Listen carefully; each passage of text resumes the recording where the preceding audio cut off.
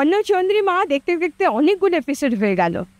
আমরা চলে এসেছি আজকে একটা অপূর্ব সুন্দর জায়গায়। কারণটা আর কিছুই নয়, শরতের আকাশ দেখে বোঝাই যাচ্ছে পুজো চলে এসছে। যেখানেই যাচ্ছি পুজো পুজো গন্ধ, পুজোর সাজ পোশাক, পুজোর আড্ডা, পুজোর খাওয়া দাওয়া সব শুরু হয়ে গেছে, মানুষের আনাগোনা শুরু হয়ে গেছে। এবং আমি যেখানে এসছি এত অপূর্ব একটা পরিবেশে এসছি আজকে, ঘর থেকে বেরিয়ে অন্নচন্দ্রিমা আজকে একদমই অন্য রকম। এবং যেখানে এসছি বলাই বাহুল্য, দেখাই যাচ্ছে এত সুন্দর একটা ওয়েদার, এত অপূর্ব আকাশ এবং প্রাণ ভরে নিঃশ্বাস নেওয়া। পুজোর কিন্তু এই কদিন সকলের ভালো কাটবে আমি বুঝতেই পারছি। আর আমরা চলে এসেছি এমন একটা জায়গায় যেটা কলকাতার থেকে কিছুটা দূরে হলেও কলকাতার প্রাইড বলা যায়, বৈদিক ভিলেজ।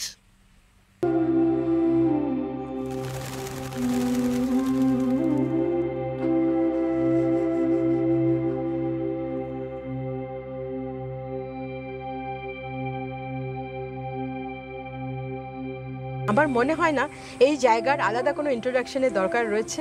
এবং সারা কলকাতা এবং বাঙালি যেখানে যারা আছেন বৈদিক ভিলেজের সাথে রিলেটেড নয় বা বৈদিক ভিলেজকে ভালোবাসেন না, তেমন বাঙালি মনে হয় না খুব একটা কেউ আছে। শুধু বাঙালি বলবো কেন, আমরা বলবো যে ট্যুরিস্টদের জন্য এটা একটা অপূর্ব সুন্দর জায়গা। আর আজকে আমি খুব আনন্দিত যে আমার মাঝখানে আমি যাকে পেয়েছি অন্নচন্দ্রিমাতে, সে কিন্তু ক্যামেরার বাইরেই সবসময় থাকেন, বিহাইন্ড দ্য ক্যামেরা বলা যেতে পারে, কিন্তু অপূর্ব সুন্দর কাজ করে যাচ্ছেন। আমাদের খুব কাছের বন্ধু, আমাদের ভীষণ আপন একজন, রাজীব রায়চৌধুরী। ওয়েলকাম টু অন্নচন্দ্রিমা। Thank you so much Chandrima. খুব সুন্দরভাবে তুমি বৈদিক ভিলেজকে ডেসক্রাইব করলে। Thank you. এবং তার জন্য আমি তোমার কাছে বাধিত থাকবো বৈদিককে এত সুন্দরভাবে সবার সামনে তুলে ধরার জন্যে। প্রথমে একটু বলে নিই অন্নচন্দ্রিমার ব্যাপারে, যে একটি অসাধারণ উপস্থাপনা। এবং এই যে তুমি চিন্তা করেছো একটু অন্যভাবে একটা এই ধরনের প্রেজেন্টেশন, এটা মনে হয় অনেকেই এইরকম ভাবে ভাবেনি বা ভাবে না। এবং সেইখানেই হয়তো তোমার একটা বড় কৃতিত্ব এবং তোমার এত বড় যে টিম আমি দেখতে পাচ্ছি তাদের একটা কৃতিত্ব, যে এত সুন্দরভাবে তোমরা পুরো ব্যাপারটাকে তুলে ধরছো। যেখানে আমার মনে হয় কলকাতা এমন একটি জায়গা which is culturally rich এবং ভীষণ রকমের সাস্টেইনেবল। নাও এই সাস্টেইনেবল যে অ্যাসপেক্টটা, সেটাকে তুলে ধরতে গেলে বিভিন্ন যে প্রফেশন, তার যে মানুষজন, তাদেরকে তুলে ধরাটাও কিন্তু ততটাই ইম্পর্টেন্ট। আমরা সেটাই চাইছিলাম। সেই জায়গাটায় দাঁড়িয়ে যে এই ধরনের একটা রিসর্ট, কেননা দেখো কলকাতা তো একটা শহর, শহরের মাঝখানে রিসর্ট হয় না একদম, অথচ এই কলকাতার এত কাছে উইদিন ড্রাইভিং ডিস্টেন্স এই যে রিসর্টটি, সেইটি কিন্তু তোমার মতো এই ধরনের মাধ্যমে যদি লোকের কাছে আরো পৌঁছতে পারে, তার জন্যে সবার কাছে এবং তোমার কাছে এবং তোমার টিমের কাছে আমি অত্যন্ত গ্রেটফুল। এবং এইভাবে তুমি আরো অন্নচন্দ্রিমাকে আরো অন্যভাবে নিয়ে যাও এবং আরো সুন্দরভাবে আগে নিয়ে যাও, আমি এটাই চাই। Thank you Rajib. আর তুমি যে আমাদেরকে এতটা সময় দিচ্ছ, আজকে পুরো দিন আমরা শ্যুট করছি এবং শুধু তাই নয়, আমরা একটা অন্য রকম ফ্লেভার পাচ্ছি। নাম্বার ওয়ান তো পুজো খুব কাছে, নকিং দ্য ডোর। আর এই পুজো আমার যতদূর নলেজে আছে বা আমি যতটুকু খবর জানি, প্রায় 19 ইয়ার্স ধরে বৈদিক ভিলেজে একটা দুর্গা পুজো সেলিব্রেশন হয়। কিন্তু আমার কাছে একটু অবাক লাগলো সেটা ভেবে যে একটা স্পা রিসোর্টে দুর্গাপূজা হয় এবং সেটা 19-20 বছর ধরে হচ্ছে। এটা কিন্তু খুব অবাক করা একটা বিষয়। তোমার এই বিষয়ে কি বলার রয়েছে? দেখো, প্রথম যেটা তুমি বললে অবাক, নাও আমি শুরু করলাম যে কথাটা দিয়ে, কলকাতা এমন একটি জায়গা যেটা সাস্টেইনেবিলিটির সাথে ওতপ্রোতভাবে জড়িয়ে আছে।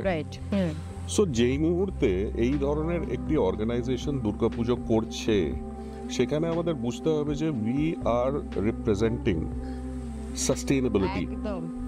অর্থাৎ আমাদের কাছে ঠিক পুজোটা যতটা ইম্পর্টেন্ট, ততটাই আতিথেয়তা ইম্পর্টেন্ট এবং ততটাই আমাদের সার্ভিসেস ইম্পর্টেন্ট।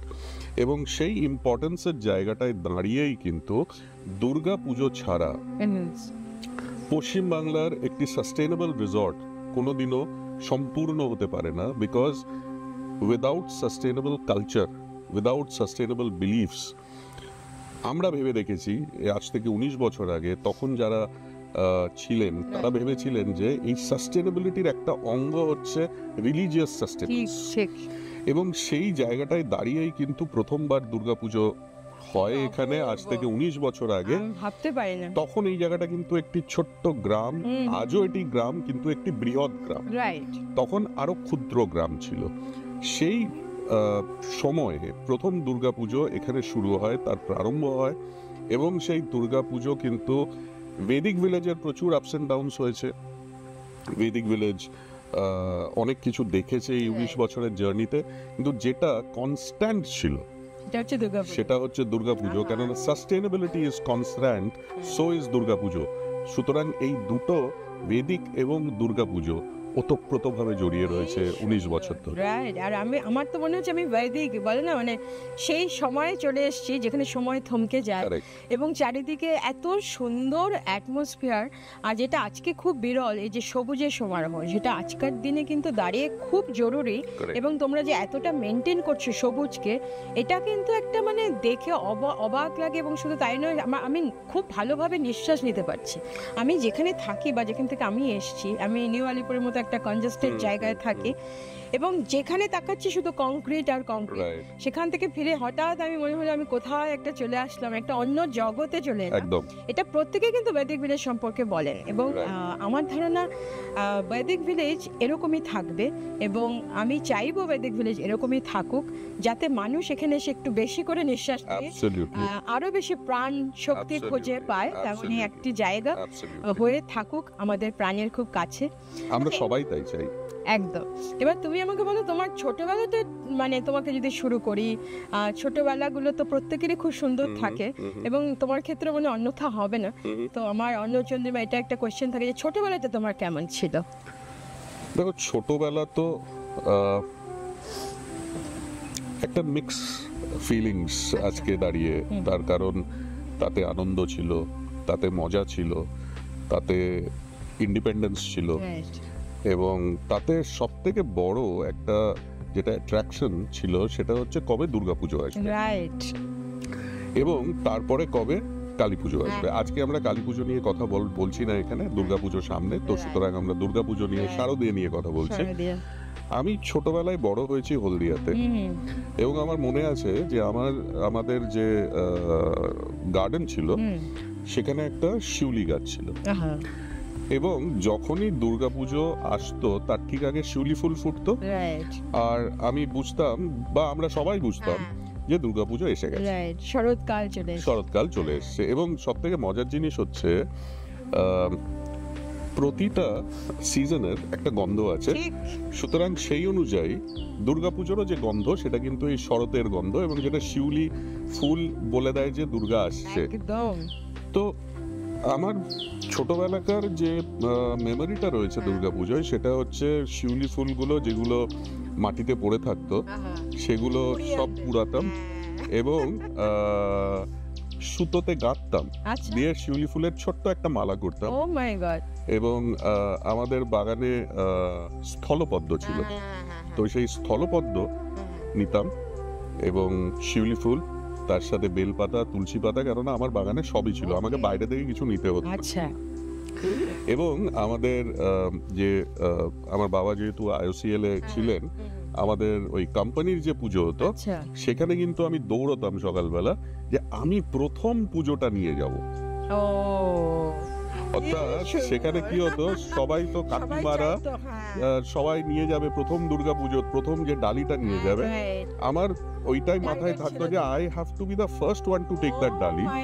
তো আমি ভোর 4টেই উঠে পড়তাম ওই সময়, দিয়ে শিউলি ফুলের মালা গাঁথতাম, গেঁথে স্থলপদ্ম তুলতাম, বাড়িতে জবা ছিল বাগানে, সেই জবা, মানে আমার বাগানের সব কিছু সাজিয়ে 5টা ফল নিতাম। তখন মাকে জিজ্ঞেস করে নিয়েছিলাম যে কি নিয়ে যেতে হয়, তো 5টা ফল, আর আগের দিন কালাকাঁদ এনে রাখা থাকতো, ওই নিয়ে একটা ছোট্ট ডালা বানিয়ে আমি চেষ্টা করতাম প্রথম পুজোটা ডালাটা যাতে আমার যায়, এবং ওই ডালাটা দিয়েই প্রথম নিবেদনটা হয়। তো এই একটা ইচ্ছে বা এই একটা এফার্ট সবসময় আমার দুর্গাপুজোর সাথে থাকতো যখন আমি ছোট ছিলাম। কি মজা। আর তার সাথে যেগুলো আরো মজার সেগুলো তো দেখো ধুনুচি নাচ, একটু বড় হলে আসতে কাকে কাটি, বন্ধু বান্ধব বন্ধু বান্ধব। এখানে না বললে নয়, আমাদের যে হলদিয়া ক্লাব, তাতে সুবলদা বলে একজন ভদ্রলোক ছিলেন, উনার চপ, তার চপ, তার মাংসের কাটলেট, ঘুগনি, রাইট। এই সবগুলো কিন্তু এখনো ছোটবেলার রয়েছে, দুর্গাপুজো এখনো রয়েছে। বললেই আমার মাথায় আসে এই সবগুলো, যেগুলো ওই ছোটবেলায় হয়তো আমি ভীষণভাবে এনজয় করেছি, রাইট। আজ আমি মিস করি। বাট সেটাকে হয়তো অনেকাংশেই বেদিক ভিলেজে আসার পর সেটা পূর্ণ হয়ে গেছে। তার কারণ এখানেও তুমি ওই same সেম পাও। জিনিসটা আমি পাই বা সেম অ্যাম্বিয়েন্সটা আমি পাই। তো প্রথম এবং আজ 50-এ এসে কিন্তু আমি একই জিনিস পেয়ে গেলাম বাহ। আবার। তো সুতরাং কোথাও একটা আমার মনে হয় এটা মানে সার্কেলটা কমপ্লিট, সার্কেলটা আমার কমপ্লিট হয়েছে। রাইট। এটা খুব ইন্টারেস্টিং। আমার তো আসামে আমার বাড়ি, তুমি তো জানো। রাইট রাইট এবং আমরা সত্যি কথা বলতে কি খুব ছোট জায়গায়, যেহেতু তুমি হলদিয়া বললে একটা Right, ছোট right. হাব, এবং আসামে আমি যেখানে থাকতাম গুয়াহাটির মালিগাঁও বলে একটি ছোট্ট অঞ্চলে, সেখানে কিন্তু দুর্গাপুজো মানে বাঙালিরা মিলে করতেন অবভিয়াসলি। সেখানে অনেক সময় বাবা সেক্রেটারি হতেন কোনো একটা পুজোর, আমাদের পাড়ার পুজো। রাইট রাইট এবার আমার মনে আছে দশমী যখনই হলো, যেই মা চলে গেলেন সাথে সাথে বাচ্চারা সবাই কান্না শুরু করে। এটা কিন্তু খুব হতো। এবং সে কি অবস্থা, মানে একদম মানে চোখ দিয়ে জল পড়ে যাচ্ছে, হ্যাঁ কেঁদেই যাচ্ছে, মা চলে গেলেন। এবং আমার আজকের দিনে দাঁড়িয়েও দশমীর দিন আমি অনেক সময় বাইরে থাকি পুজোতে, যেহেতু নানা রকম ঠিক শোজ থাকে, ঠিক, আমার ঠিক, কাজ থাকে। ঠিক। কিন্তু আমরা ধরো দশমীতে ফিরে আসছি বা একাদশীতে ফিরে আসছি, প্রত্যেকটা মণ্ডপ অন্ধকার খালি, সেটা প্রচন্ড ডিপ্রেসিং এবং মন খারাপ করা। কিন্তু আজকের দিনে দাঁড়িয়েও এতটা যে বড় হয়ে গেছি, তাতে কিন্তু সেই দুঃখটা কমেনি। একদম। এই মা যে 4 দিনের জন্য আসেন, আমার মনে হয় সেই মানে আমার তো মনে হয় আপামর জনতা সেটা মানে বাঙালি ধর্ম বর্ণ এসব কিচ্ছু মানে রাখে না। আমি তো প্রত্যেকটা রিলিজিয়াসের মানুষকে একসাথে দেখি মাঠে ঘাটে রাস্তায় পুজো মণ্ডপে, এবং আমার অপূর্ব লাগে। এটা এখন আর আসলে পুজো বলে কিছু নেই, এটা একটা সেলিব্রেশন হয়ে গেছে, একদম যেটা গ্লোবাল সেলিব্রেশন বলে True, আমরা যা very বলছি। true. এই যে এতটা বড় হয়ে গেছি, তাতেও কিন্তু কখনো মনে হচ্ছে না যে মানে ওই ফিলিংসটা কিন্তু রয়ে গেছে যে একদম। মা চলে গেছেন, একটা দুঃখ, একটা কোথাও গ্রিফ, একটা একটুখানি মন খারাপ, হ্যাঁ সেটা কয়েকদিন পরে আবার ঠিক হয়ে যায়, কিন্তু সেই মুহূর্তে কিন্তু এখনো অবধি হয়ে থেকে আছে। যায়। এবং আমার মনে হয় মানে আমি যতদিন থাকবো আমার এটা থাকবে এই ফিলিংসটা। এবার তুমি আমাকে বলো যে পুজোর গল্প তো আমাদের চলতেই থাকবে, পুজো চলেও এসছে। তোমার কাছে একটু পার্সোনাল কোশ্চেন জানতে চাই, সেটা হচ্ছে যে তোমার কাছে প্রফেশন, তুমি যেহেতু এরকম একটা প্রফেশনাল জায়গায় রয়েছো যেটা প্রচন্ড রেসপন্সিবল, right. এবং এত লোকের রেসপন্সিবিলিটি তোমার কাঁধে সবসময় থাকে, একটা জিনিস এদিক থেকে এদিক হলে হয় না, লোকে তো ছেড়ে কথা বলবেন না, সেটা তো জানাই কথা। এই যে প্রফেশন এবং পার্সোনাল, এই জিনিসটার ডেফিনিশন মানে তোমার কাছে কি মনে হয় যে আমরা খুব প্রফেশনাল হয়ে গেলে কি পার্সোনাল ফিলিংসগুলো একটু কমে যায়? দেখো, এটা পার্সপেক্টিভের ব্যাপার। আচ্ছা, অনেকে অনেক রকম ভাবে এটাকে বোঝাতে চাইবে, তবে আমার আইডিয়ালি যেটা মনে হয় যে যত তুমি প্রফেশনাল হবে তত তুমি পার্সোনাল ফ্রন্টটাকে আরো আঁকড়ে ধরার চেষ্টা করবে। তার একটা মেন কারণ এইটাই যে কোনো একটা জায়গায় কাজ করতে করতে করতে করতে একটা ফ্যাটিগ আসে। রাইট। এবার সেই ফ্যাটিগটাকে যদি আমাকে কাটাতে হয়, তাহলে পার্সোনাল স্ফিয়ারের থেকে বেটার অন্য কিছু নেই। পার্সপেক্টিভের একটা ব্যাপার আছে যে আমি পার্সোনাল আমার যে একটা সাইড আর প্রফেশনাল সাইড, সেটাকে আমি কি করে ব্যালেন্স করব। প্রথম কথা হচ্ছে যে যখন আমরা প্রফেশনে অনেক বেশি বিজি হয়ে পড়ি, একটা ফ্যাটিগ আমাদের মধ্যে কাজ করে। সেই ফ্যাটিগটাকে যদি আমি ডাইলিউট করতে চাই, তাহলে আমার যেটা পার্সোনালি বিলিভ সেটা হচ্ছে যে ফ্যামিলির থেকে ইম্পর্টেন্ট কিছু নয়। রাইট। আমি এমন একজন মানুষ যে আমার মনে হয় এই প্রফেশনে আছে বাই মিস্টেক। তার কারণ I am a introvert who becomes extrovert যখন তাকে প্রফেশনে আসতে হয়। আই এম আ আটার ইন্ট্রোভার্ট। আচ্ছা। আমি চুপচাপ থাকতে ভালোবাসি, আমি নিজের মধ্যে থাকতে ভালোবাসি, আমি কবিতা লিখতে ভালোবাসি, আমি গান লিখতে ভালোবাসি, তো আমি এই করতেই বেশি ভালোবাসি। কিন্তু যখন আমাকে এই প্রফেশনটা আমি আসি এবং আমার হোটেলে আমি স্টেপ ইন করি, তখন ওই ইন্ট্রোভার্ট ছেলেটা পড়ে থাকে বাইরে, আচ্ছা, আর একটা এক্সট্রোভার্ট লোক চলে আসে। দুটো আলাদা। ইন্ট্রোভার্ট কেন আমি বললাম ছেলেটা আর এক্সট্রোভার্ট লোকটা, হ্যাঁ, তার কারণ as a child I was introvert, আচ্ছা, আমি গ্রো করেছি অ্যাজ আ ইন্ট্রোভার্ট, কিন্তু প্রফেশনের খাতিরে ওই লোকটাকে এক্সট্রোভার্ট হতে হয়েছে। রাইট, তো সুতরাং আমার অন্তর্সত্ত্বা হচ্ছে অ্যাজ আ বাচ্চা আমি ইন্ট্রোভার্ট আজকেও, বুঝতে পেরেছি। বাট কথা আমাকে বলতে হয়। যেমন ধরো আজকে তোমার সাথে কথা বলছি, রাইট, প্রথমে তো ভেবেছিলাম যে কি বলবো না বলবো, ভয়ে মানে লেজে গোবরে হয়েছিলাম। তারপর তোমার সাথে কথা বলতে বলতে, সবার I সাথে made it কথা বলতে easier for বলতে you, হ্যাঁ। আমি খুব কমফোর্টেবল হয়ে গেলাম। দেখো আমি কত বকছি এখন। আরেকটা বিষয় হচ্ছে, আমি তোমাকে বারবার বলেছি যে অন্য চন্দ্রিমা কিন্তু কোনো ফরম্যাট মেনটেন করে না। Correct. তো সেটা শুনেই কিন্তু তুমি বেশ আশ্বস্ত হয়েছো যে হ্যাঁ, তবে এবার ঠিক আছে। দেখো তো- ইন্ডিপেন্ডেন্টলি কথা বলতে হ্যাঁ, যে কোনো সবারই লোকের ভালো লাগে, একদম। এবং একটা যদি ধাঁচে কথা বলতে হয় হ্যাঁ। সেখানে চিন্তা ভাবনা করে কথা বলতে হয়। একদম তো ঠিক। সুতরাং when you are talking without any notion যে I have to control myself, আমাকে Right, এইভাবে কথা বলতে হবে, right. ওইভাবে কথা বলতে হবে, তখন একটু চিন্তা ভাবনা বিরক্তি করতে লাগে, হয়। হ্যাঁ। তো সুতরাং তোমার এই পডকাস্টে, তোমার এই উপস্থাপনায় আমার কথা বলতে কিন্তু ভালো লাগছে, বিকজ আমি নিজের কথা বলছি। এটা সকলে বলেছে যে আমার এখানে যারা যারা এসছেন এখনো অবধি, তুমি অনেক এপিসোডই দেখেছো, এবং প্রত্যেকে এটা বলছেন যে এই জায়গায় আর আগ অবধি ঠিক বুঝতে পারছিলাম না, এবং সবাই তো খুব মানে একটা স্টিরিওটাইপ ভেবেই ফেলে Correct. যে all the podcast are same, তো সেটা তো Correct. এখানে নয়। Right, সেটা আমাকে right. খুব ডেসক্রিপশন দিয়ে দিয়ে বোঝাতে হচ্ছে, Right, right. এবং বোঝানোর পরে যখন তারা আসছেন এবং আসার পরে কনক্লুশন হচ্ছে যে Right. এত আপন লাগলো, মনে Right. হলো না যে কথা বলছি, Correct. মনে হলো না যে আমার সামনে ক্যামেরা রয়েছে। Correct. আমার কিন্তু এই কমফোর্ট জোনটাই দরকার। প্রত্যেক গেস্ট আমার যারা, তাদেরকে আমি এই কমফোর্টটা দেওয়ার জন্যই কিন্তু আজকে অন্য চন্দ্রিমা। একদম। আরেকটা বিষয় তোমাকে বলছি, এই যে তুমি তো জানোই আমার রান্না বান্নার প্রতি খুব ন্যাক, এবং তুমিও আমি দেখেছি তুমি খুব রান্না খেতেও ভালোবাসো, একদম। এবং রান্নাটা তোমার বেশ একটা মানে বেশ একটা সুন্দর মনে, Stress buster. হ্যাঁ স্ট্রেস বাস্টার বলে আমার মনে হয়। আর অন্য চন্দ্রিমাতে আমরা চেষ্টা করি একটা কিছু বানিয়ে আমার গেস্টকে খাওয়াতে এবং সার্ভ করতে, এবং সেটা তুমি দেখে হচ্ছে অন্য এপিসোডে। তো আজকে তো তোমার এখানে এসেছি, তোমার মানে তত্ত্বাবধানে আমার সবকিছু হবে, এবং তুমি গাইড করবে যে রান্নাটা কিভাবে, Right, কোথায় right, কিভাবে right, করব, right. সেটা তো রয়েছে। Right. তোমার কিছু কবিতা, গান, এগুলো আমরা একটু মানে জানতে চাই যে এই তোমার লেখার ব্যাপারটা কোথা থেকে এলো, মানে সেটা কি তোমার প্রথম থেকেই ছিল? না, আচ্ছা, লেখার ব্যাপারটা হঠাৎ করে চলে এলো, আচ্ছা, এবং এলো গত 2 বছরে। ও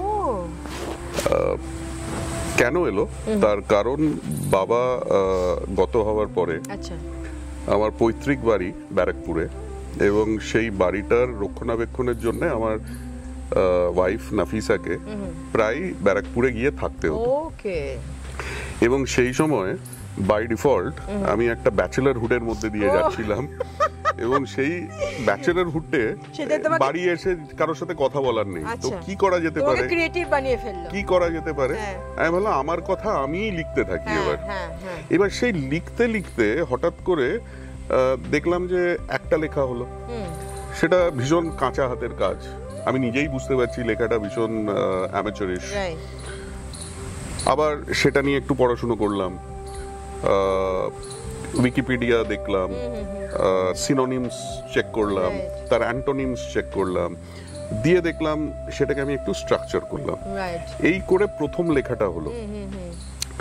এরপরে একটি দ্বিতীয় লেখা, সেটাও হয়তো ঠিক সেরকম হলো না। তারপরে একটা তৃতীয় লেখা। আচ্ছা। এই তৃতীয় লেখাটা যখন হলো, তখন সেটা আমি কয়েকজন কে পাঠালে? পাঠালাম আচ্ছা। যে আচ্ছা এই যে লেখাটা, এটা কেমন লাগলো আপনাদের, আমাকে একটু ক্রিটিক করুন।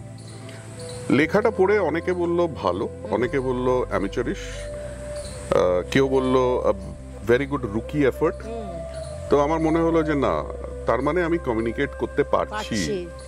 সো এই কমিউনিকেশনটাকে আমি বজায় রাখার চেষ্টা করলাম।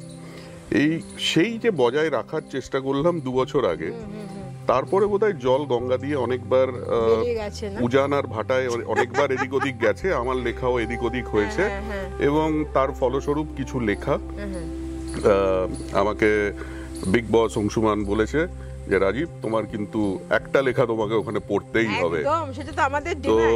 সেই এবং লেখাটা তুমি অনেক সময় আমাকে লেখা পাঠাই। এবং তোমার হিন্দি ডিকশন খুব ভালো, তুমি হিন্দিতে এত সুন্দর লেখো, বাংলা তো রয়েছে, প্লাস তোমার ইংরেজিতেও খুব, মানে তোমরা এই তিনটে সাবজেক্টে তুমি এত বেশি কন্ট্রোল, এত বেশি দখল তোমার, তো সবগুলো লেখাই কিন্তু তোমার অন্য রকম হচ্ছে। দেখো আমি হ্যাঁ। চেষ্টা করি অনেক সময় ইংলিশটা খুব ইজি আমাদের জন্য, হ্যাঁ, obviously। আমরা ইংলিশটা বেশি মানে কমফোর্টেবল, হ্যাঁ।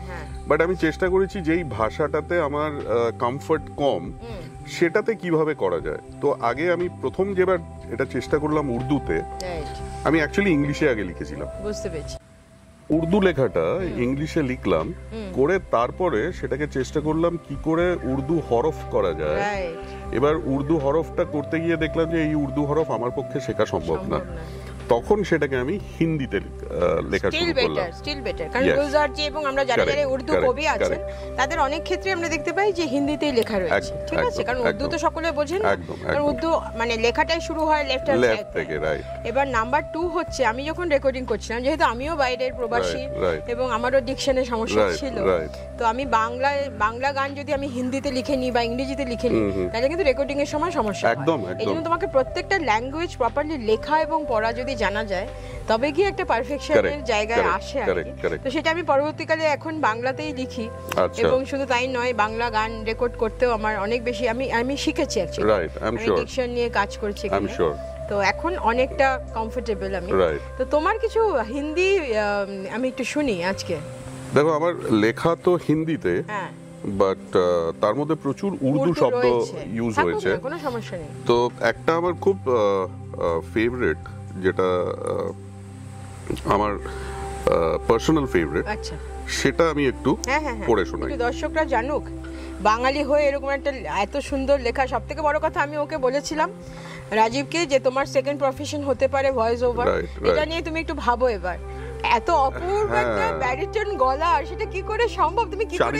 চারিদিকে দেখছি সবাই বলছে there should be a second profession, হ্যাঁ। তো বোধহয় এটাকে শুরু করতে হবে। আচ্ছা, যাই হোক, লেখাটা पेशे खिदमत हम मुजर्रद होते, মুজাররদ মানে হচ্ছে ব্যাচেলর, এবং এই শব্দটা আমি প্রথম শুনেছিলাম নাসিরুদ্দিন Right. শাহ সাহেবের, উনি কলকাতার উপরে লিখেছিলেন, একদম अगर हम मुजर्रद होते তো क्या होता করে উনি একদম। বলেছিলেন কলকাতার উপরে, একদম। যে উনি এখানেই থেকে যেতেন। তো Yes. প্রথম ওই মুজাররদ শব্দটা আমি উনার মুখ থেকে শুনে আমি খুব ওটা ফ্যাসিনেটেড হই। লেখাটা গালিবে। কারেক্ট। তো এটা যেটা লেখা সেটা এইরকম যে हम मुजर्रद होते तो यहीं के होके रह जाते, किसी खामोश मोड़ पर शाम का दिया जला लेते,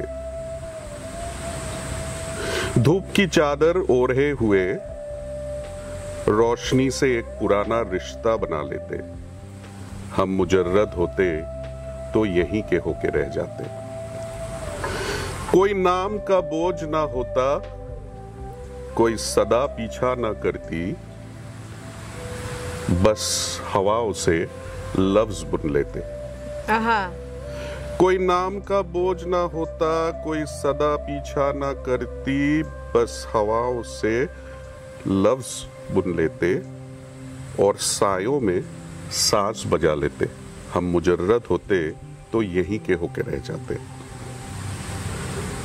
हम मुजर्रद होते तो दर्द भी खालिस होता, हम मुजर्रद होते तो दर्द भी खालिस होता, न तकाजे न तअल्लुक न समझौते, जो दिल पे गिरता वही गजल बन जाता, जो दिल पे गिरता वही गजल बन जाता, जो अश्क छलकता वही हर्फ हो जाता, अरे बाप हम रे। मुजर्रद होते तो यहीं के होके रह जाते, मगर अब हर एक मोड़ पे एक मगर होता है और एक अब होता है, तो मगर अब हर रिश्ता किसी मंजिल का एहसास मांगता है, गौर फरमाइए, हर रिश्ता किसी मंजिल का एहसास मांगता है, हर सांस किसी वादे की गवाह बनती है, हर सांस किसी वादे की गवाह बनती है, अब यूं ही बह जाने की इजाजत नहीं, বয়স হয়েছে তো,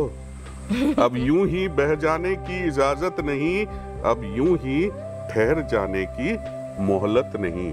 বয়স হয়েছে, বয়ে যাওয়ারও সময় নেই, থেমে থাকারও সময় নেই, এই তো জীবন। हम मुजर्रद होते तो यही के होके रह जाते। क्या बात, অসাধারণ। আর সব থেকে বড় কথা, তুমি এত মানে এত ডিপ আর কি থটটা, আমি তো কোথাও একটা হারিয়েই যাচ্ছিলাম। এবং এগুলো আমার মনে হয় তোমার ডকুমেন্টেড করে রাখা উচিত। দেখো, আমি আজ অব্দি চেষ্টা করিনি, বাট তোমাকে তো বললাম, বললে হ্যাঁ, একটু আমি করতে হবে ডেফিনেটলি ভাববো এটা নিয়ে কি করে একদম। ডকুমেন্ট করা যায়। তবে তার আগে চট করে আরেকটি ছোট্ট লেখা পড়ছি, এর সাথে কিভাবে বাংলাকে কিভাবে আমি মানে আচ্ছা, পাশাপাশি রেখেছি। রেখেছো। নৈঋতের দিগন্তে একা বসে আছে এক বর্ণহীন পাখি, তার ডানায় নেই গন্তব্য, শুধু উড়ে চলে স্মৃতির দগ্ধ আকাশে, যেখানে সন্ধে কখনো শেষ হয় না। পেছনের সব দরজা বন্ধ, আর সামনে শুধু এক কুয়াশা ঢাকা গলি, যেখানে হেঁটে গেছে তারাও, যাদের নাম মনে নেই, মুখও আবছা। নৈঋত যেন এক পুরনো প্রতীক্ষা, যার হৃদয়ের কোনো পরিত্যক্ত ঘরে অপেক্ষা করে এটা অপূর্ব। কোনো চিঠির, কোনো পদক্ষেপের, যা আর কখনো আসবে না। তার চোখে সময় জমে আছে, তার নিঃশ্বাসে জড়ানো অগণিত না বলা কথা, আর প্রতিটি বাতাসে বয়ে আসে তোমার হারানো কণ্ঠস্বরের অস্পষ্ট ছায়া।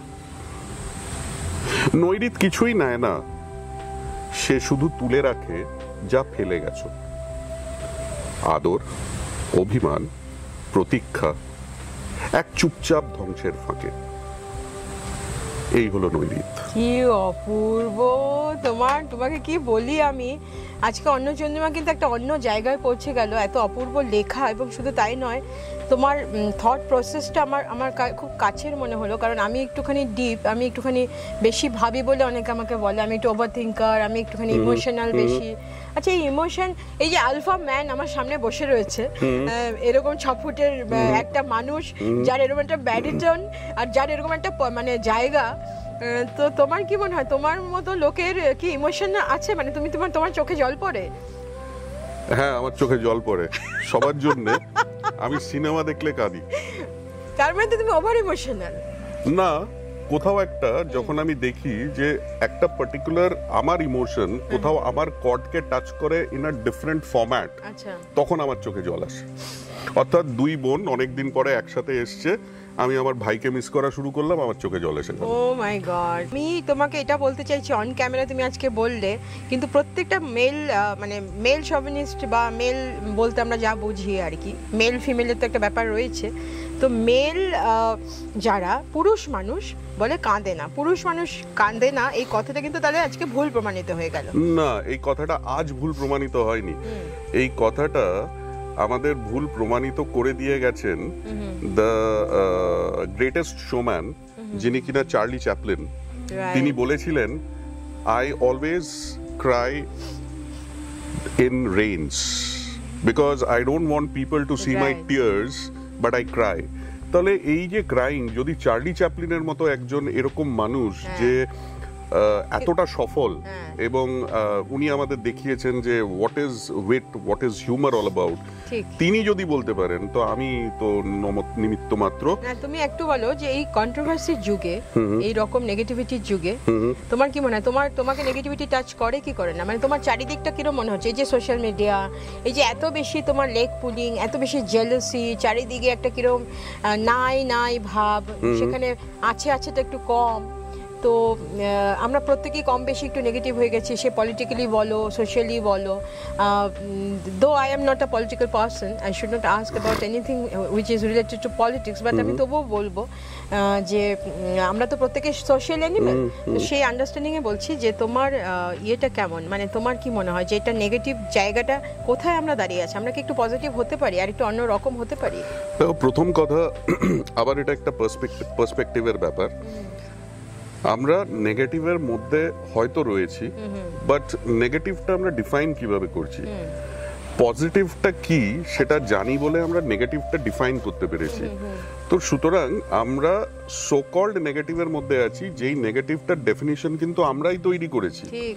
তো সুতরাং নেগেটিভের মধ্যে থেকে পজিটিভকে কি করে বের করে নিতে হবে, এবং ওই ওই যেরকম ভাবে দেখা যায় যে রাজহাঁস জল আর দুধের মধ্যে থেকে দুধটাকে বের করে নেয়, শ্রীরামকৃষ্ণের কথা একটা। এক্স্যাক্টলি। তো সেইভাবে দেখতে গেলে নেগেটিভের মধ্যেই পজিটিভ লুকিয়ে আছে, পজিটিভের মধ্যেই নেগেটিভ লুক আমার মনে হয়।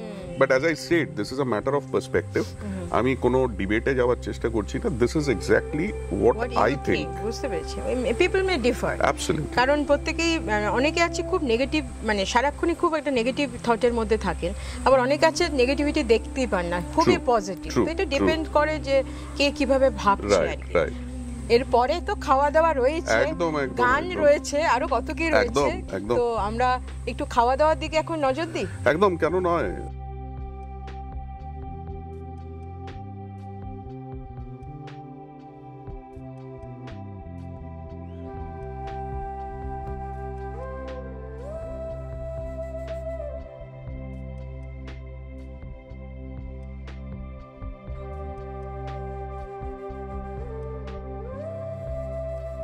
অন্য চন্দ্রিমা হই হই করতে করতে পুজোর এড়িয়ে গেছে, কারণ পুজো মানেই হচ্ছে আমাদের বাঙালিদের খাওয়া দাওয়া, আড্ডা, গল্প, গান, হাসি, এরকমই। আর আজকে একটা অপূর্ব জায়গায় আমরা চলে এসেছি ইতিমধ্যেই, আমাদের পুরো সেট আপ রেডি। আজকে অন্য চন্দ্রিমার রান্না একটু অন্যভাবে হচ্ছে, আমার কিচেনের বাইরে। এটা একটা অপূর্ব সুন্দর সেট আপ, রাজীবের কৃতিত্ব পুরোটাই। এবং রাজীব, তোমার কি মনে হচ্ছে এই সেট আপ দেখে? পুজো মানে রান্না বান্নার ব্যাপারটা একটু বলো, পুজোতে কি হয় তোমার? দেখো, প্রথম কথা হচ্ছে পুজো মানে আমি বুঝি তিনটে অ্যাসপেক্ট। একদম। ভালো খাওয়া, সবাই একসাথে আড্ডা মারা, আর মায়ের গুণগান গাওয়া। একদম। এবার এর মাঝখানে আমরা ঠিক খুঁজে নিই, সারা বছর বাঙালি আজকাল একটা তথাকথিত ডায়েটের মধ্যে থাকে। আমি সেটাই বলতে চাইছি। তোমার হাসি আমাকে বলছে যে সেই ডায়েটটা কতটা অনেস্ট। আচ্ছা। তো সেই অনেস্টি নিয়ে আমি একটা জিনিস তোমাকে বলতে চাই, জিজ্ঞেস করতে চাই যে তোমার মতে এই যে খাওয়া, আড্ডা, পুজোর মজা, এর মধ্যে কোন খাবারটা তুমি সেই ছোটবেলা থেকে তোমার মনে পড়ে? আমার মনে পড়ে বাঙালির পূজা বলতে আমার 3-4টে জিনিস মনে পড়ে। নাম্বার 1 তো মাটন থাকবেই, পাঁঠার মাংস, কচি পাঁঠার ঝোলও থাকে, আর কষা মাংস থাকে। আর আজকে আমার স্পেশালিটি অন্য চন্দ্রিমার হচ্ছে, একটু তোমাকে যদি আমি লুচি মাংস খাওয়াতে পারতাম, সেই কষা কষা একটা লাল লাল মাংস, সেটাতে কোনো ডায়েটের ব্যাপার থাকবে না, পারফেক্ট সর্ষের তেল দিয়ে বানানো হবে, এবং সাথে ফুলকো সাদা সাদা লুচি। তোমার কেমন মনে হয়? দেখো, এটা তো একেবারে সেই হয়ে গেল ভূতের রাজা দিল বর, আর সাথে সাথে আমরা পেলাম মাংস ভরে ভরে। একদম। তো আমার আজকে চন্দ্রিমা দেখাবে কি করে মাংসর কষা, তার ম্যারিনেশন, আর তার সাথে কি করে লুচিটা পরে জমে উঠবে। রাইট। তো আমরা এখন দেখবো চন্দ্রিমা ম্যারিনেট কি করে করছে। তোমরা এমনি তোমার বাড়িতে রান্না বান্নার কি ব্যাপার, মানে তুমি নিজে রান্না করো? আমি রান্না করি, আমি রান্না খেতে ভালোবাসি। আচ্ছা। আর সব থেকে বড় জিনিস হচ্ছে রান্না করা আর খেতে ভালোবাসা, তোর মাঝখানে একটা ভীষণ রকমের অন্তরের যোগ আছে। কেন, তুমি যেটা ভালোবাসো সেটা যখন করো, সেটা কিন্তু কাজ থাকে না, বা সেটাকে তুমি এনজয় করো। ঠিক খাওয়াটাকে যদি এনজয় করো, তাহলে রান্নাটা পেন নয়, রান্নাটা ফান। আমার কাছে তো রান্না একদমই পেন নয়, এবং আমি এত ভালোবাসি রান্না করতে। সেটা আমি দেখতেই পাচ্ছি কি সুন্দরভাবে ম্যারিনেশনটা এগোচ্ছে।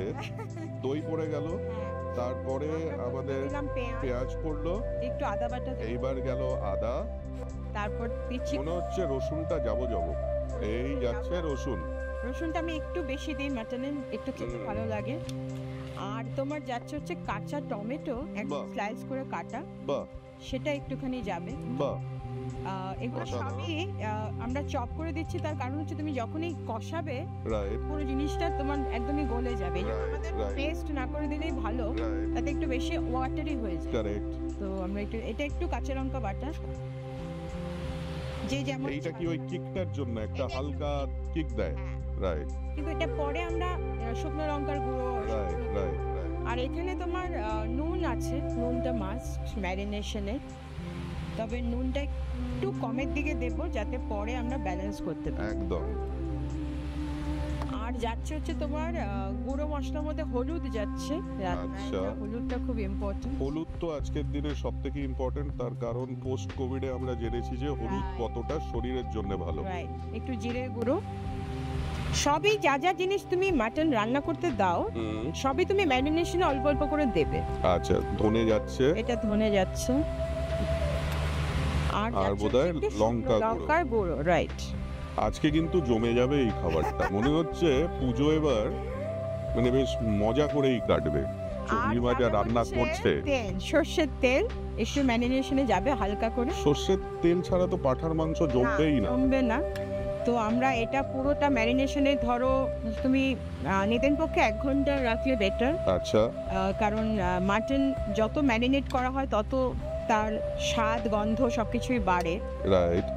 তো আমরা সেভাবেই ব্যাপারটা করছি। এইখানে ম্যাডাম এইটা রয়েছে, তুমি হাতটা একটু মুছেও নিতে পারো, থ্যাংক ইউ। কেন চন্দ্রিমারা যেরকম রান্না করে হ্যাঁ, আবার সেরকম তাদের কিন্তু তাদের প্রফেশনও মেনটেন করতে হয়, তো যে রাঁধে সে চুলও বাঁধে। তো এইভাবে আমরা পুরো ব্যাপারটা ম্যারিনেট করে 1 ঘন্টা রেখে দেবো। তারপরে যে ব্যাপারটা তৈরি হবে এবং স্লো কুক। আসলে পুজো মানে কি বলতো, একটু উমাকে বেশি মানে কাছে ঠিক পাওয়া, ঠিক যেমন বাড়ির মেয়ে বাড়িতে আসে ঠিক ঠিক একদম। উমাকে আমরা সেভাবেই বরণ করি সবসময়। রাইট এবং যত কিছু ওই কয়দিন প্রিভিলেজ উনি, রাইট, ওনাকে ছাড়া অন্য কিছু হয় না, ভাবতেই পারে না ভাবতেই বাঙালি। পারে না বাঙালি। রাইট, তো সেভাবেই এটা ম্যারিনেশনটা আমার হয়ে গেছে। এটা ম্যারিনেশন হ্যাঁ, হয়ে গেছে। এবার আমরা তোমার তেল লাগবে তো, হ্যাঁ, আমার দেখো তেল ওইখানে আছে, তেল হ্যাঁ, রাখা আছে। আমাদের তেল গরম হয়ে গেছে, রাজীব দেখতেই পাচ্ছ কি সুন্দর। ধোয়া হচ্ছে, আর ঘিয়ের সাথে গন্ধে মোমো একটু করছে। ঘি দিয়েছি। এবার আমি দিচ্ছি তেজপাতা, শুকনো লঙ্কা, এলাচ, দারচিনি ফোড়নে, ঠিক আছে? আচ্ছা, এই এলাচ দারচিনি এগুলোকে একটা যদি একটা শব্দে বা দুটো শব্দে বলতে হয় কি বলো তোমরা? গরম মশলা। গরম মশলা। একটা প্রশ্ন করবো, হ্যাঁ, গরমে গরম মশলা দাও কেন? আমার অনেক দিনের প্রশ্ন, ভাবলাম ক্যামেরায় করেই ফেলি। এটা ভালো বলেছো। গরমে গরম মশলা দেয় কেন? গরম মশলা বেসিক্যালি স্পাইস গরমে আরো ভালো হয়, কারণ কি বলতো, তুমি হ্যাঁ। গরমে যত বেশি গরম হবে তুমি যদি হ্যাঁ। একটু স্পাইসি রাখো হ্যাঁ, তাহলে তোমার একটা অ্যাড অন ভ্যালু তৈরি হবে। তাতে তার মানে রিলেশনশিপে যদি হ্যাঁ, মশলা পড়ে তবে হ্যাঁ। তুমি বলছো যে রিলেশনশিপটা আরো বেশি মাখো মাখো হবে, মানে যেরকম এই মাংসটার মতো। একদম। আচ্ছা, আচ্ছা, দেখেছেন কি বলছে চন্দ্রিমা, গানও করে, আবার গরমে গরম মশলা দেয়, আবার গল্পও করে, আবার অন্য চন্দ্রিমাও করে। আচ্ছা, এটাই হচ্ছে খাসিয়ত। আচ্ছা, আবার একটু আমি তোমাকে জানি না এটা তোমরা দাও কিনা, হুম, আমি হালকা করে একটু চিনি দেই, চিনিটা তো দিচ্ছ রং নিয়ে আসার একটু জন্য, রং এবং তোমার স্বাদটাকেও ব্যালেন্স করো। মানে সেই রিলেশনশিপের মতো একদম। মিষ্টি পড়লে রংটাও বাইরে বেরিয়ে আসে। বাহ, যেকোনো সম্পর্ক, অসাধারণ। সম্পর্কে তার মানে রান্নাটা হচ্ছে একটা সম্পর্ক। একদম। এক্সেলেন্ট। রান্না যদি তুমি এর থেকে ভালো কিছু বোধহয় অ্যাজ আ হোটেলিয়ার আমি শুনতে কোনোদিনও পারিনি, যে রান্নাটা মানে একটা সম্পর্ক যেটা কিনা হৃদয়ের সাথে আমাদের পাকস্থলী। একদম। আর যদি তুমি ভালো না বেশি রান্না করো না, তুমি যত ভালোভাবে রান্না করো তোমার ওই স্বাদটা হবে না যেটা ভালোবাসা মাখা স্বাদ। কারেক্ট। তো এটা আমি- ওইখানেই আসছে নোটেশন, এটা- অর্থাৎ গানের নোটেশন কিভাবে তৈরি হচ্ছে। লিরিক্স তো পড়বেই, মিউজিকও পড়বে, বাট নোটেশন ইজ ইম্পর্টেন্ট। হ্যাঁ, তুমি যত বুঝে করবে কারেক্ট, তত গানটা হৃদয়ের কাছে পৌঁছবে। মনোগ্রাহী। একদম। আচ্ছা, আমাদের ফোড়ন হয়ে গেছে, এবার আমরা মাংসটা আস্তে আস্তে দিয়ে দেবো, ঠিক আছে? ঘিতে মাংসটা যাচ্ছে এবার, এবার যাচ্ছে। অসাধারণ।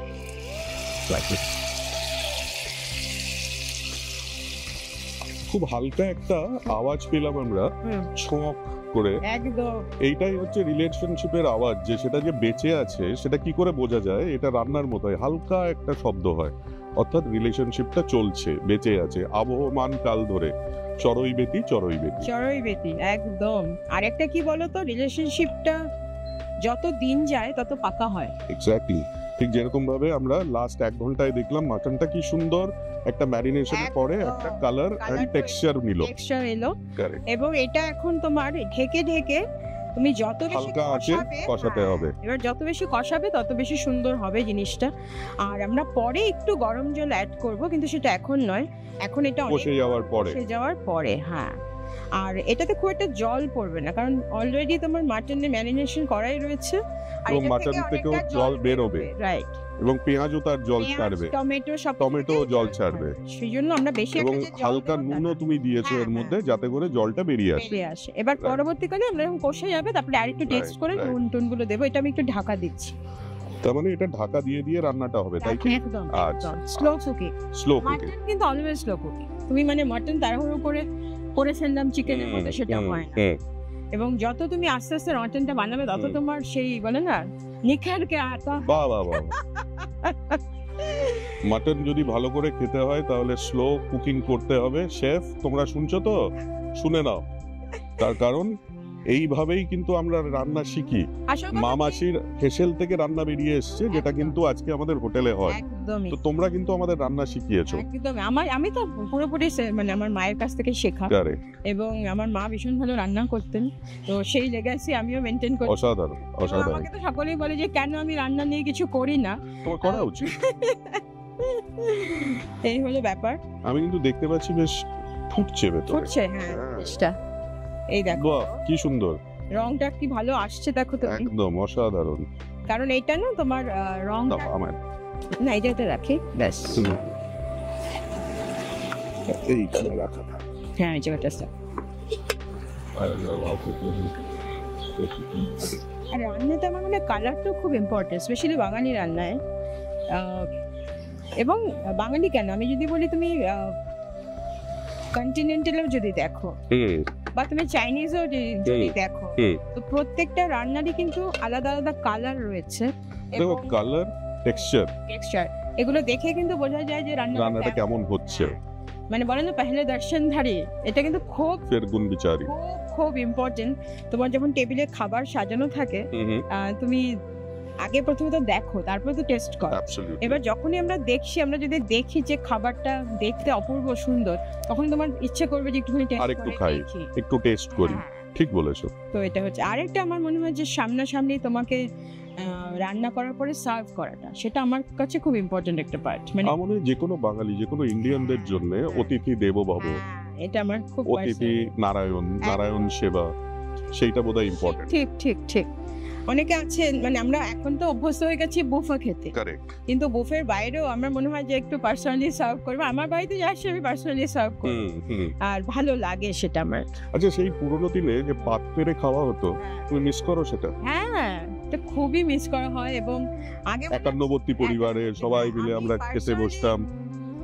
খুব একটা এখনো পরিবার থেকে আসিনি আমি। আমি একটুখানি নিউক্লিয়ার ফ্যামিলি থেকে এসেছি। আচ্ছা, কিন্তু হ্যাঁ, আমার রিলেটিভস, জেঠু, রাইট রাইট। কাকু, তাদের right. বাড়িতে ডেফিনেটলি যখন যাওয়া হতো একসাথে ঠিক বসে, ঠিক ঠিক। সেই খাওয়াটা রয়ে গেছে। বাঙালির ঐতিহ্য মাটন কিন্তু জমে উঠেছে একদম। তোমার কি গন্ধে মনে মোমো হচ্ছে? করছে, গন্ধে মামা করছে, এবং এবং রংটা তুমি দেখতে পাচ্ছ। রংটা বদলাচ্ছে, হ্যাঁ। আর খিদেটা পাচ্ছে।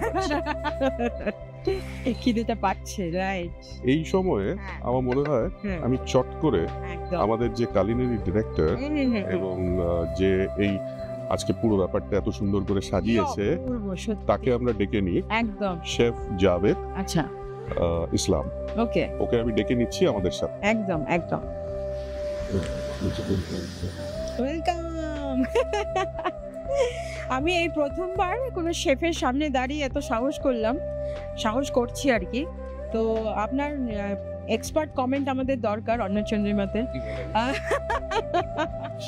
তোমার কি, মানে আপনার কি মনে হচ্ছে যে রান্নাটা ঠিকঠাক হচ্ছে?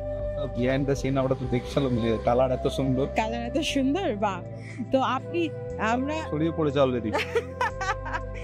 সেখানে রাজীব রয়েছে আমাদের সাথে, আর আপনাকেও পাওয়া গেল। It's really a great moment for me, কারণ আমি সত্যি কথা বলতে কি শেফের সামনে কোনোদিনও এত সাহস করিনি।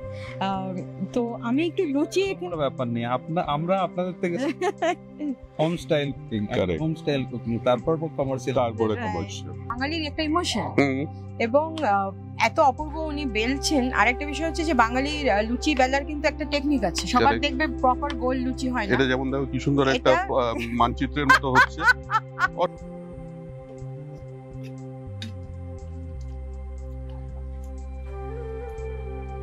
দর্শনার্থীরা যে লুচি সাদা থাকবে, কারেক্ট লুচি যদি একটু লাল হয়ে যায় সেটা খুব ডিসক্রেডিটেড। কারেক্ট, ওই দেখো ক্রেডিটটা পেয়েছে একদম সাদা সাদা ফুলকো লুচি সাথে কষা মাংস, মানে একদম। বাঙালির পুজো জমে ক্ষীর। জমে ক্ষীর। তবে এইখানে আমি একটা ছোট্ট গল্প বলতে চাই।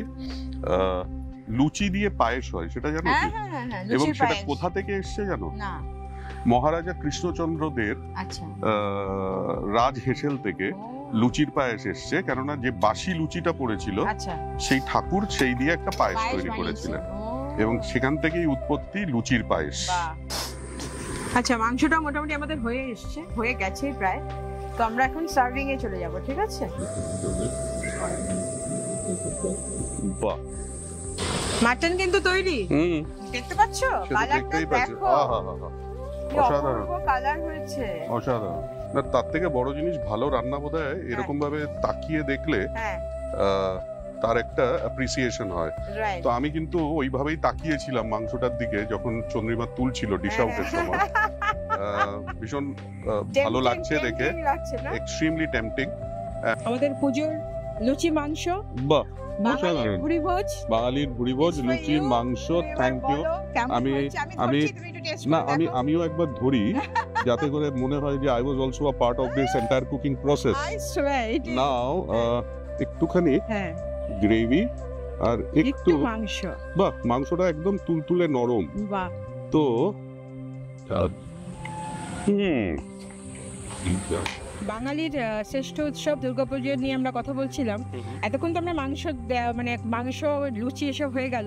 আরেকটা হচ্ছে বাঙালির বিখ্যাত মাছ। মাছ ছাড়া বাঙালি তো মানে ভাবাই যেতে পারে না। ভাবাই যায় না। সবাই যেতে তো পারে। আপনাকে যখন পাওয়াই গেছে, আপনাকে পাকড়াও করে নিয়েছে অন্নচন্দ্রিমা।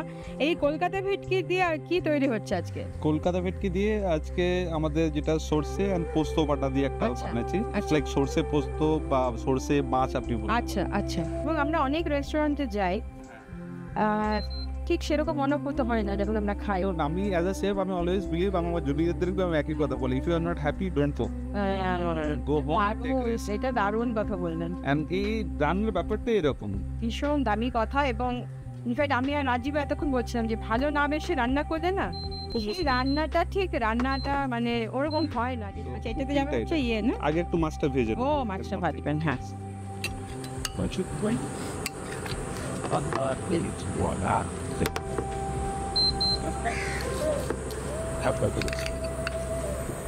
স্যালো ফ্রাই করে নেবো মাছটাকে। তবে এই ভেটকি মাছ হ্যান্ডেল করার কি কোনো ব্যাপার ছিল? যেহেতু এত নরম মাছ, আমি বলছি যে না, এটা অ্যাকচুয়ালি কলকাতা ভেটকি, একটু বড় সাইজের মাছ, এটা পট করে কমপ্লিটলি বোনলেস। এটা ডিবোন করে নিয়েছে পুরো। ওকে, হ্যাঁ হ্যাঁ হ্যাঁ। তো এটাতে যেহেতু ননস্টিক প্যান ইউজ করছি, এটা ভাঙার ভাঙার কোনো চান্স নেই। চান্স নেই। আর এই পিসগুলো দেখছি অনেকটা বড়। হ্যাঁ, এটা খুব একটু বড় সাইজের মাছ। বুঝতে পেরেছি, নয়তো না ওই ভেঙে যাওয়ার একটা চান্স। হ্যাঁ, বুঝতে পেরেছি। এটাকে জাস্ট এই যে এখন যে ফ্রাইটা করছি, এটাতে দুটো জিনিস হয়। একটা হচ্ছে মাছটা উপর থেকে সিল হয়ে যায়, তখন মাছগুলো জাস্ট ভাজা মানে জাস্ট একটু স্যালো ফ্রাই করে নেওয়া, যাতে মাছের ভেঙে যাওয়ার চান্সেসটা কম হয় এবং হালকা একটা গোল্ডেন ব্রাউন কালার চলে আসে। ও, আপনি যেটা বললেন এটা একটা খুব মজার বিষয়, সেটা হচ্ছে লক হয়ে গেল যেটা। হ্যাঁ, এটা সিল হয়ে গেল।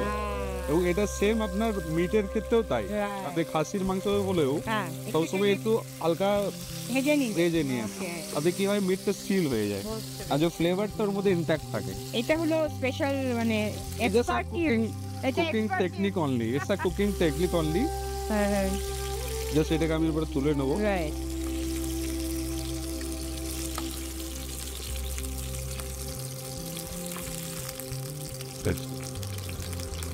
সাইডে রাখলাম। এবার সেম পেন ইউজ করবো আচ্ছা, বিকজ মাছের পুরো ফ্লেভারটা এর মধ্যে আছে। রাইট। তো এর মধ্যে আমি সিম্পলি কাঁচা লঙ্কা দেবেন। বা একটা কাঁচা লঙ্কা হুম হুম জাস্ট একটু সরি হুম, একটু চিড়ে দিতে হবে। এটা স্লিট করে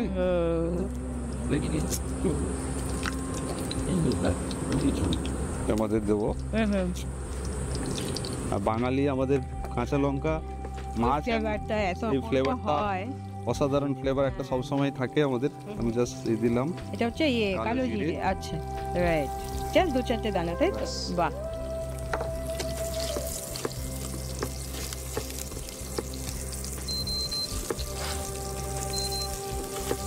স্টার্ট টু ক্র্যাক অলরেডি, তার মানে রেডি। তেলটা অলরেডি গরম ছিল, সুন্দর গন্ধ বেরিয়েছে। তেল কাঁচা অলরেডি লঙ্কা দিয়ে, হ্যাঁ, গন্ধ ছিল, right. এবং এরপরেই সর্ষে পোস্ত বাটা আমার কাছে রেডি ছিল, ওটা দেবো। বাহ,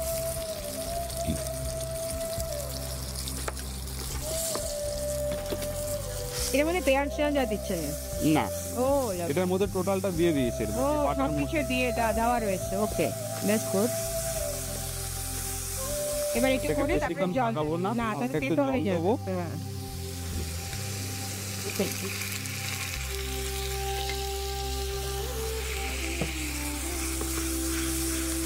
বাও,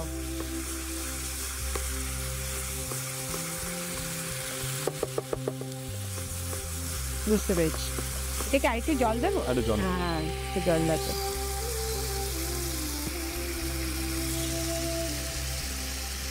এই হ্যাঁ, একটা বোধহয় একটু নুন দেবেন। হ্যাঁ, নুন দেবো, আর মশলাটাও আরেকটু দেবো। আমি জাস্ট একটু জল দিয়ে করে নিলাম, আরেকটা স্পুন দিয়ে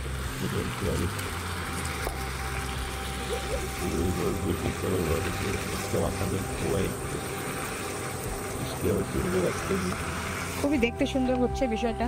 এরপরে সামান্য নুন পরিমাণ মতো, যতটা আপনার প্রয়োজন, কারণ আমরা মাছে অল্প নুন দিয়েছিলাম। যাওয়া ছিল, right.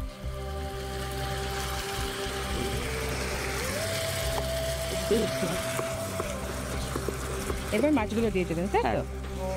It is very easy, মানে এটা মেন হচ্ছে আপনার বাটাটা যদি রেডি থাকে, তাহলে খুব কেবল হচ্ছে সেই মেন। খুব সুন্দর হয়েছে বিষয়টা। এটাতে আরেকটা হয় না, লেবু পাতা দিয়ে? হ্যাঁ, বুঝতেই পারেন, লেবু পাতা থেকে শুরু করে গন্ধরাজ লেবু পাতা, গন্ধরাজ লেবু, রস লেমনের দিতে স্কিন হয়। দিতে হ্যাঁ, পারেন। স্কিন দেওয়া যায়, রাইট।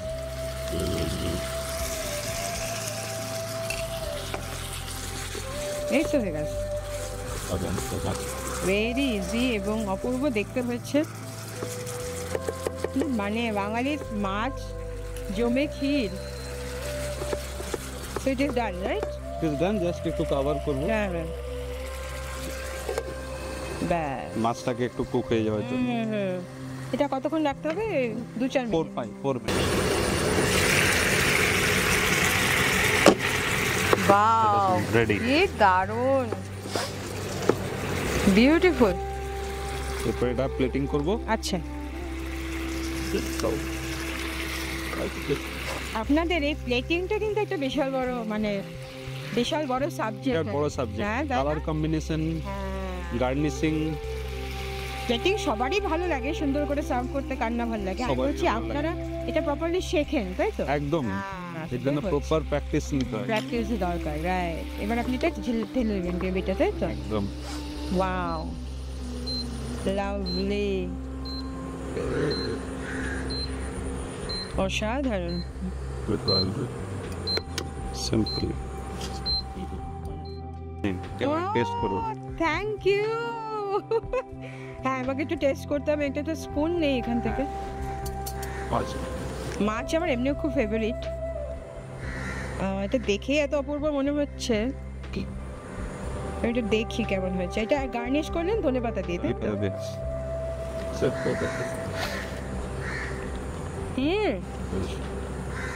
একদম গলে গেছে মাছটা, একদম।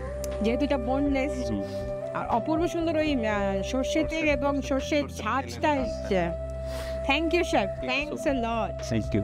সারাদিন বৈদিক ভিলেজে অপূর্ব লাগলো, আমাদেরও ভালো লাগলো, আর আস্তে আস্তে চলে যেতে হচ্ছে, সেটাও একটা মন খারাপ।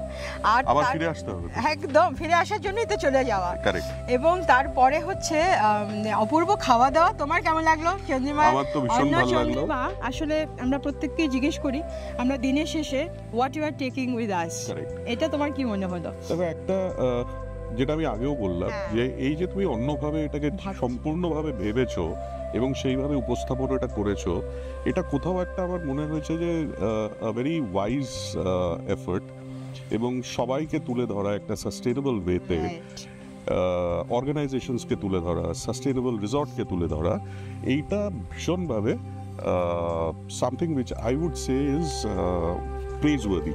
তো এরকম তুমি আরো কাজ করো, আরো ভালোভাবে করো। একদম। এবার ব্যাপারটা হচ্ছে যে আমাদের শেষ করতে হবে। একদম।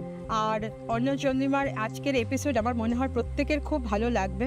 আমারও মনে হয়। Thanks for giving us so. Oh, not at all, not at all. Pleasure. Don't say thanks. It's always a pleasure. গানে শেষ করবো অন্য চন্দ্রিমা। দেখো, গান ছাড়া চন্দ্রিমা তো শেষ হবে না, তাই না? কেননা চন্দ্রিমার আসল পরিচয় তো গান এবং নজম, গজল, এই সব নিয়ে চন্দ্রিমা। তো সামনে উমা আসছে, একদম। আমাদের এই এপিসোডও উমাকে নিয়ে এবং ডেডিকেটেড টু উমা। একদম। তো দুটো চট করে একটা লাইন, তারপরে তোমার একটা উমার গান। আসছে উমা বাপের বাড়ি দোলায় চড়ে পথের সুরে, আসছে উমা বাপের বাড়ি দোলায় চড়ে পথের সুরে, পদকল্লোলে জেগে ওঠে প্রাণ, ধরিত্রী গায় আনন্দে গান। তো সবাই আনন্দে মাতার জন্যে সবাই তৈরি হন, খুব তাড়াতাড়ি দুর্গাপুজো আসছে, উমা আসছে বেদিক ভিলেজ স্পা রিসর্টে, আইলো উমা ঘরেতে। এবং এই প্রোগ্রাম শেষ হবে, আজকের এই স্পেশাল পডকাস্ট, পুজো পডকাস্ট শেষ হবে চন্দ্রিমার একটি আগমনী গান দিয়ে। আমাদের সকলের প্রিয়, যেটা ছাড়া আগমনী বাঙালি ইনকমপ্লিট। অন্তরে যা লোকে রাজে করুণ বিনায় সে সুর বাজে, এই আনন্দ যোগে সবার মধুর মন্ত্রণ মাতলো রে ভুবন, বাজলো